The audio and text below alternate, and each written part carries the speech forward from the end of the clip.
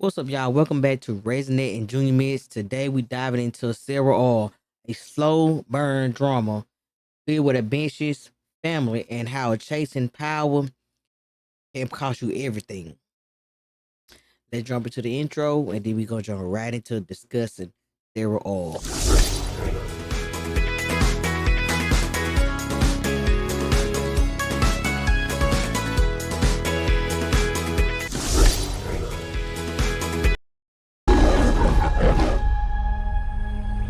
My name's Sarah Rector. The state gave me 160 acres on account of my ancestors, and there's all on. Well, how do you know that?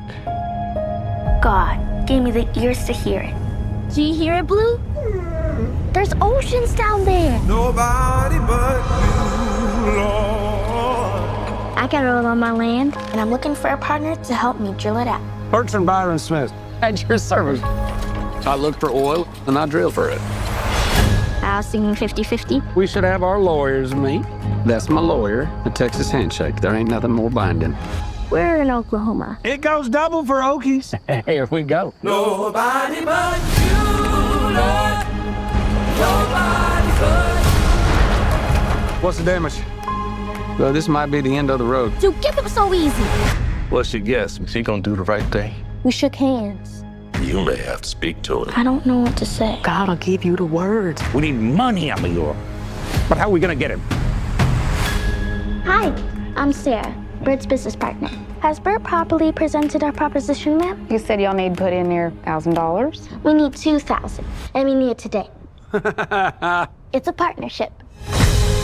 Got some real nice mud here. Hoping you might test it first. I've never seen anything like it. That field you're sitting on could be the richest in all Oklahoma. When I was sinning, Lord. I'll give you $20 an acre. I ain't selling. You want a war? You told me things about my soul. Ain't nobody ever done that for me. Ain't nobody ever cared. We're dealing with some mighty devious folks over there. Then we need to fight for what's ours. Is that why I see dynamite? That's my oil! No, it ain't! I would not do that if I was you. You took the liberty of wiring up your wells just in case you wanted to do something foolish. It's funny. When the land had only weeds and lizards, it was all mine. But when people found out there's oil on it, they started thinking it's theirs. All I'm asking is to keep what's mine. Her name is Sarah Rector, and you're going to be hearing a lot about her.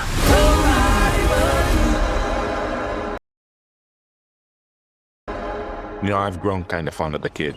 That's called a knight. It can hop over your pieces. That's right. Look at you. You're learning. Just want to make sure before I take your cream. Really? Nobody but you.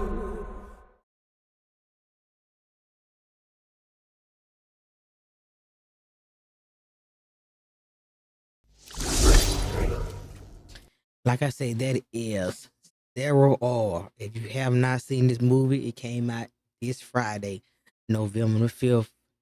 And sad to say that it was not packed. So, that being said, let's jump into it. Sarah is a 11-year-old Cherokee Native African slave that has been allocated land because of her Choctaw Indian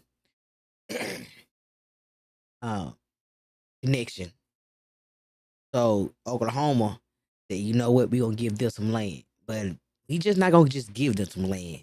We gonna give them the bad land. We don't want to give them nothing that's good, that can be farmed on, anything of those nature. We just gonna give her the worst land we can ever give her because by government right, we gotta give her something. Okay. So here's a Sarah right here. Sarah, like I said, was this 11-year-old girl who was given this land. But long story short, the land struck massive oil on it because she believed that it had oil in it. She could sense it. And she could sense it, and she stood by her guns. And Sarah became a millionaire in her days. She became so rich that they actually told the world that she was a white girl. They naturally made her a white girl. I cannot make this up. They made her a white girl. Her land was located right outside of Muskegee, um, where her dad, she owed $30 a year for the taxes on the land. So her dad tried to contract it out. Joe Rector tried to contract it out to our companies to try to make the money that he needed to pay for the taxes. And yeah, so like I said, she became a millionaire, and she started, became a white woman in society normalities because they couldn't let you see that a black woman, a black child, could be a millionaire because of her being black. Simple as that. They also gave her an overseer in the movie.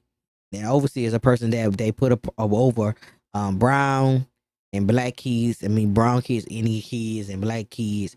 They gave them a white overseer, the person that made financial decisions based on what they thought was good for you. Your parents weren't your overseer.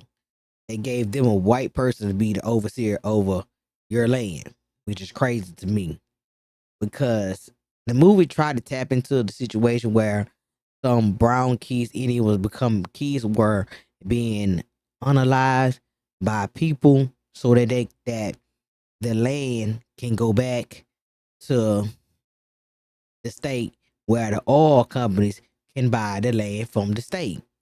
So if you was a black child or Indian child and you had land that had oil on it, the way to get around not forcing your hand to sell it to me or give it to me or have your overseer give it to me, we will off you, and then the land goes back to the state, and then the oil company will go to the state and purchase the land from the state, which is like a basically walk around getting around you forcefully. And back then a lot of kids were losing their life. They try to show that a little bit in this movie. I know I'm jumping ahead, but I just need to put that out there. They didn't go deep into that part, but I wish they would have. But they did like at the end. So that's why I'm putting it out there. So like I said, Sarah was, she was allocated this land from the state of Oklahoma because she was a descendant of the Indians. And yeah, they gave her some land. They gave her like 120 acres of land. May not sound like a lot. Don't sound like it's a lot, but it is. But they gave us bad land. It was like, you can't farm on this land. She couldn't sell the land. She just had land. But in her gut, she knew that the land had something special about it. And she said that God wanted her to have this land because it had all. She just knew that the land was going to make her family wealthy. And that was her main goal in this movie, was to provide for her family and to, pull the oil up out the ground.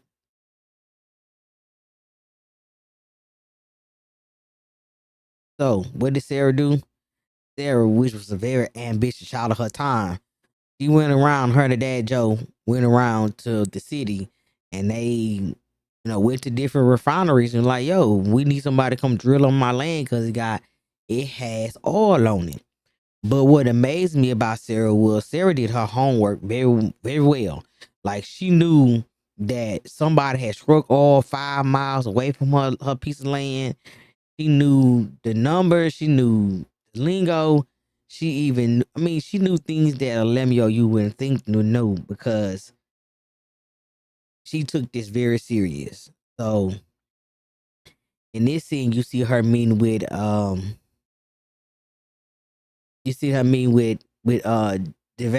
Devin, which is an oil refinery company that she was dealing with, who said, "Hey, we gonna take our chance on her.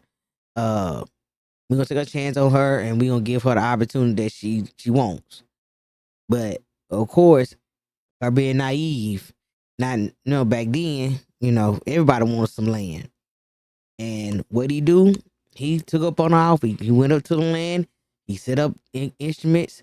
He started to drill, and he lied. He lied and said, "Well, nothing on that land." They want a pot to piss in and something to throw it out the window. All right. And she like, yeah, it's something on this land. You ain't gonna lie to me. So this is her showing him where her land is. And he knows that, just like her, that 5 miles away from this piece of land, they struck major oil on that piece of lot of land. So he already knew off the rep that it was something now, but he didn't think that she knew that that was something now. So while they was looking for oil refinery companies to drill on her land, she ran into Bert. Bert is played by Zachary Levy. Zachary Bert is a ambitious, gambling womanizer. Uh, he just, he had he has the urge just go for the big or go home. And she runs into him into the cafe, the Busy Bee Cafe, where she goes in for some water because she's waiting for her dad, who's going into the refineries to talk to people and on her behalf. And he was kind to her, he stood out to her. He actually bought her a thing of lemonade, which made him stand out. In this scene, she is actually looking for her dog, Blue. Blue, um, like I said, I'm jumping all over the place. Sorry about that. But in the movie, kind of run around going details of the movie, but I'm gonna have to. Her land after she made the deal with the oil refinery company that's ran by Devan. I think his name Devan, the big time guy right here. She makes a deal with him, and he goes sets up for 6 months. He leased her property for 6 months, her land for 6 months. Sets up, get it up and running, and then he lies, saying nothing now. He even tells her she can keep the equipment because he would cost him more to move the equipment off the land than him leaving it. So out the rip, he finna start lying. He already lying. And like she told her mom, I believe there's something here. I believe he's lying. I just believe it. So one night, out the blue, one day out the blue, I'm sorry, a stranger came to the house. That stranger is Earl. Earl come to the house offering her a nice penny for her land. Okay. And her dad looking like, hold on now. If we wanted $6. No, we wanted $3. You gonna give us $6? So that let them know something was up with this land. Later on that night, what occurs? They come right back to the house. Earl and Horace come right back to the house to kill them. They was not successful. However, they did shoot Baloo, their dog. And she already knew. This how smart this girl Sarah was. She already knew that they was coming back for her. Even her mom Rose was like, they want this deed to this land. If they kill us and take the deed to the land, they don't need Sarah. So they buried the deed on the land, which was very smart. Um, so yes, the oil company was crooked as hell in this movie. Okay. So like I said, later on, they go looking for another refinery guy. She runs into him, which is Bert.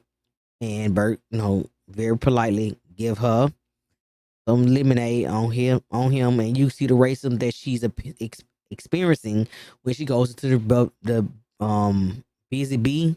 That's the name of Busy Bee Cafe.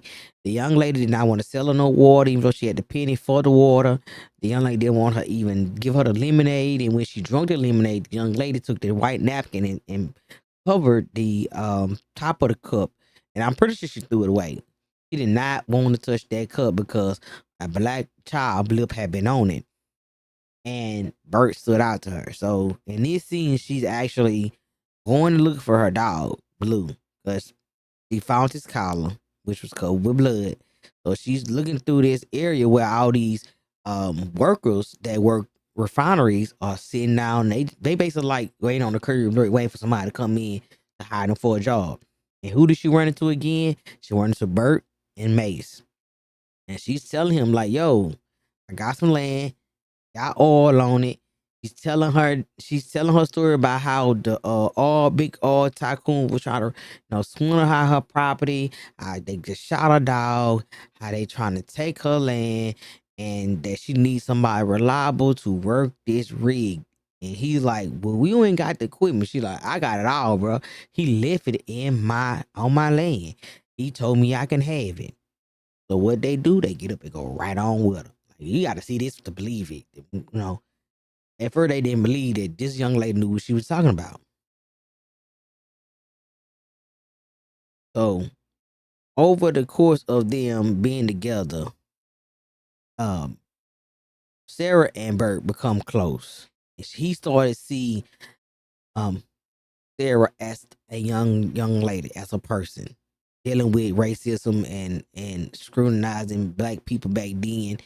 He had to reprogram himself with things that he was doing and saying in front of her, because he wanted her to see who he was. He was not that person that everyone else saw, So throughout the movie, he kept on saying, "I am not that type of person. I am not like that person. I'm not like that person," because, like I said, you dealing with a black African American child in this early 1900s. She was like 1902, she born in 1902. So I want to say this like 1913. She's like 11 right here. So if she was born 1902, 11 years 13. So 1913, you got a black child who has this land, who he wants to work with. He's trying to reprogram himself to see her as a person, and she sees his spirit. She sees his soul. She don't see him as a white man. She sees him as someone that's willing to help her bring her all up out this ground to make her family rich. That's all she see him as. And a friend. They team. They're a team. They are 50-50 partners. We are partners, regardless of our race and our genders. And that I'm below you, you're above me. We are partners. That's how she saw him. Even through everything, down to seeing him dealing with the enemy, she still stuck to her word with this man. Down to the handshake. We held them to that Texas handshake. We are partners to the end, and you gonna protect me, and I trust you. And he started waver for a minute. Bert started waver because, the Indian kids start coming up being killed, and they was breaking up his past, and basically they was like, "Yeah, we'll kill all y'all. We don't get this land, we gonna kill everybody. You too." You know what I'm saying? So either you gonna have her sign this paperwork, and at the first you could see Bert was his heart really was in the right place, but he was trying to navigate between being his old self, which was get that money, regardless of the cost of who I might hurt, even though I know I made a promise to you that I'm not gonna do it that way, or stand with my morals and take this handshake serious and disregard what everybody offered me, because they wanted him to force her to sign the land over, and they was gonna give him and his partner Mace a 15% of whatever royalties they found off the land, which would have cut Sarah completely out of her own land. And he was struggling with that through the whole movie, because he's like, "I made this young lady a promise that she saw something in me, that she believed in him, that he can find this all, even when he didn't believe in himself." She told him, "Don't give up. I know you can do this. Stop quitting when it get hard." So it really touched him. Now, their family is Rose, George Jr., and her. They stay in the little cut out there in the cut. I don't know about nobody else, but when you watch this movie, Joe, the daddy, oh my God, he really pissed me off through the whole movie, dog. It's like I get it, like he was being oppressed, like he couldn't be a man. He was so this that, like he, like when he finally did something, we're like, "Golly, fine, damn, finally he did something in the movie." Golly. Come on, man. Do something. And it irked me about him that he just stood around while, like, yes, sir. But it showed you something. It showed you the generation behind you would do something more than you, because him and his wife did not believe in this land. They wanted her to get rid of it and be on their merry way and whatever, right? And she was like, nah, I'm standing firm on this. God gave me this land. And even down to them going around looking for the refinery companies to drill on the land, he allowed them to talk down to him, even though he told her to hold her head up high and her chest out. When he walked amongst the white men, he walked amongst them in a safe area, like head down. Yes sir, no sir. Yeah, I'm here to get the trash. Like, he was very reserved in the whole movie.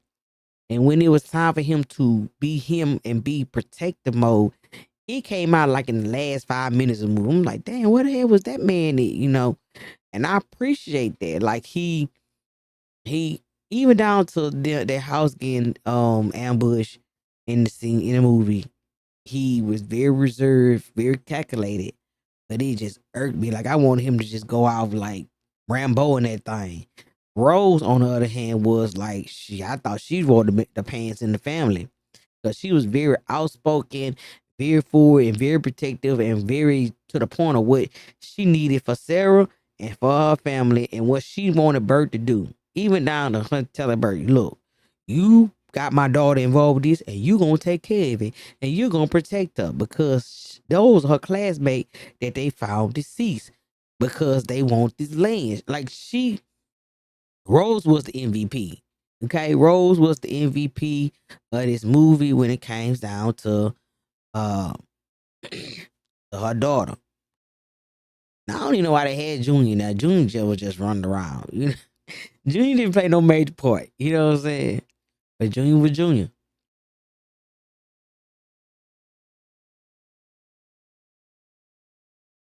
All right, so here's the scene right here where Sarah is forced to have an overseer, and they made Bert the overseer of her. They made Bert the overseer of her over her estate, over her all, over her land. Now, how did that not work for Sarah? Sarah and Bert were partners. So with Bert being the overseer over Sarah land, he can make any kind of arrangement with her land without even communicating with her or letting her make a decision. He can make the decision for her. So the big time guy in the movie, uh the Ari, I can't even think of the man's name. That's how they said his name. They didn't say his name. Come on, saying it's all the company name. Um, he he went behind Sarah back and tried to make a deal with Bert, telling Bert, you get her to sign, you become an overseer, you made a decision, instead of her to getting the money, you gonna get the money. You gonna do whatever you want to do with it. And in the movie, it depicts, shows you where a lot of overseers in those days, when they became overseer over land that was lucrative, they mishandled the person money, or they used it, mishandled it, misused it. They took advantage of the person, and the person that the land really belonged to, the money belonged to, never went to that person. It always went to the overseer, who used it to benefit them. And in this case, the same thing was finna happen to Sarah. But Bert conscience got to him. You know what I'm saying?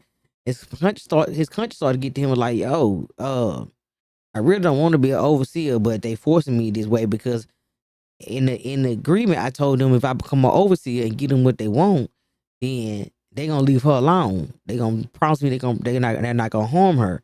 So he really was looking out for her well being, but at the end of the day, he also was looking out for his pocket, which sucks. And then it seems Sarah is telling the judge, like, hey, why can't my parents be my overseers? They are my parents. But in this society, in this era that we live in, I know that black people cannot have the same laws and rules and regulations as my white counterparts, basically.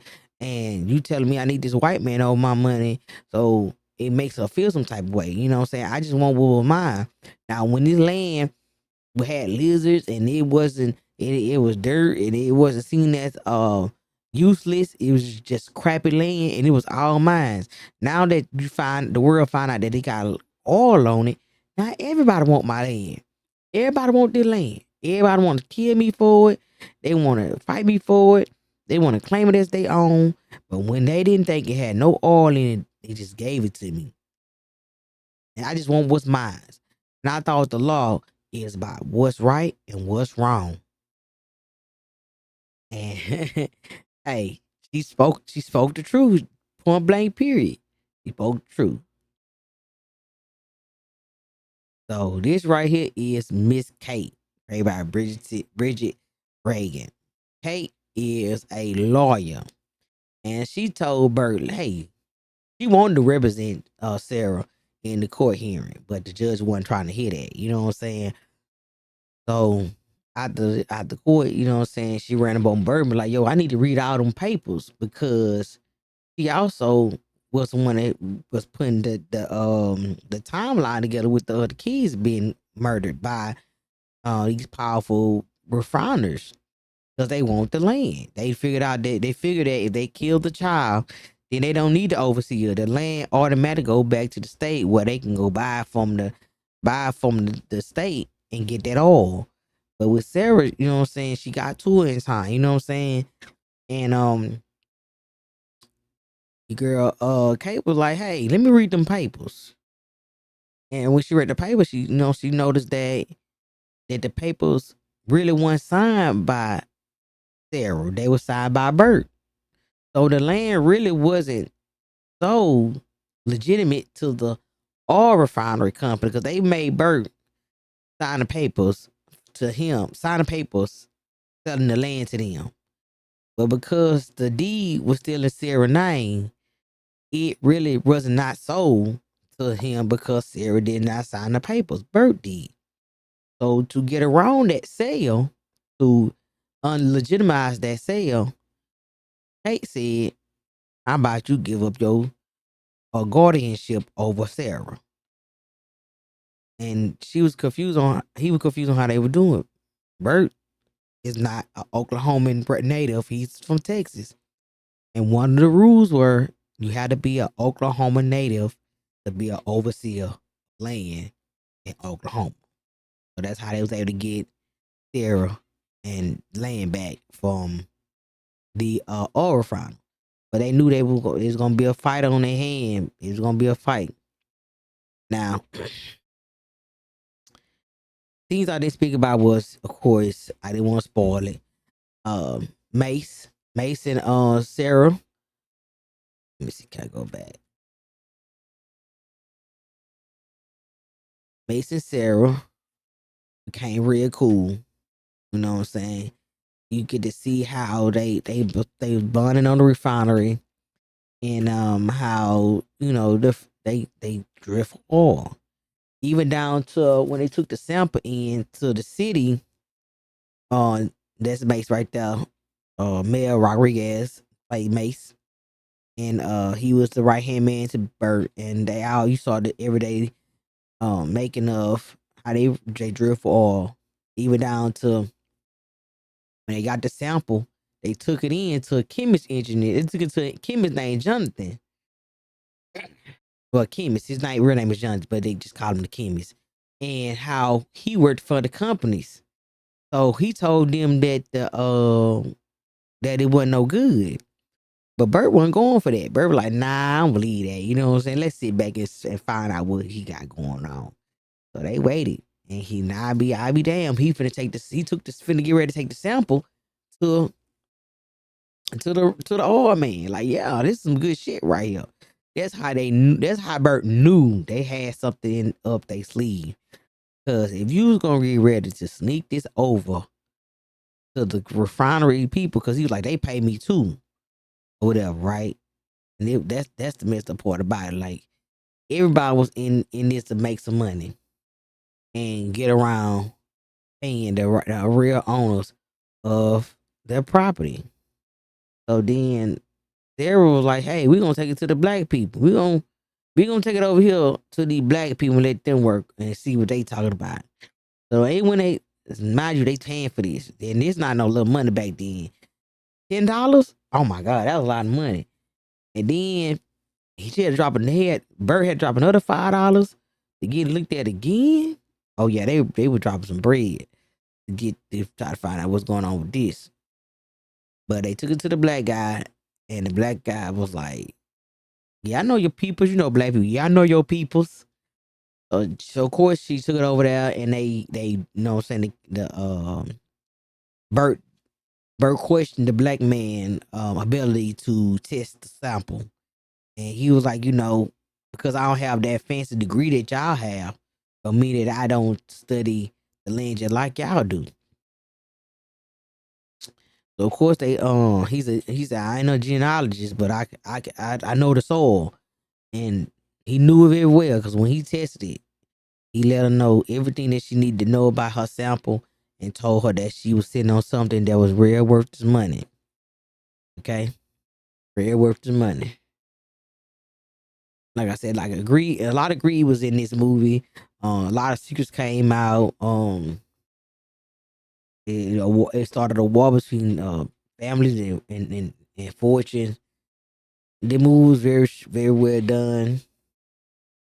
I would say that the actress that plays Sarah, she's the real deal.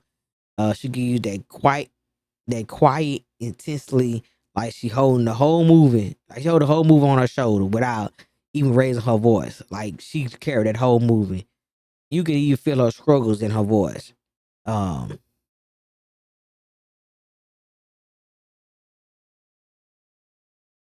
the look of this movie, is beautiful. I love how it's shot.